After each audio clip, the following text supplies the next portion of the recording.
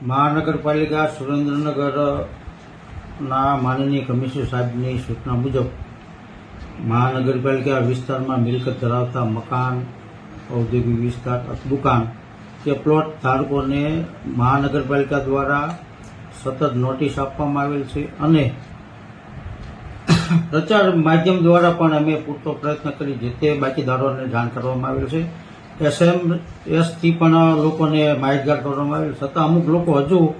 પોતાની આળસના કારણે અથવા બેદરકારીના કારણે મહાનગરપાલિકાને નળવેરો, મકાનવેરો કે વ્યવસાય વેરો ભરવામાં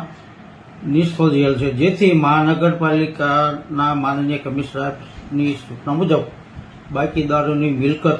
સીલ કરવાની કાર્યવાહી હાલ ચાલુ છે અને ગઈકાલે 4 મિલકત ધારકોની મિલકત સીલ કરવામાં આવી છે તથા 14 જણાએ સ્થળ ઉપર પૈસા ભરી આપતા તેઓની મિલકત સીલ કરવાની કાર્યવાહી મોકૂફ રાખવામાં આવી છે.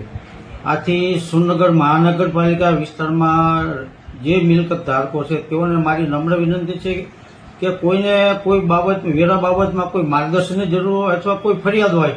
અથવા ડબલ વેરો આવતો હોય તો મહાનગરપાલિકા વેરા શાખામાં રૂબરૂ મળે તો અમે તે પ્રશ્નનો હલ કરી દઈશું.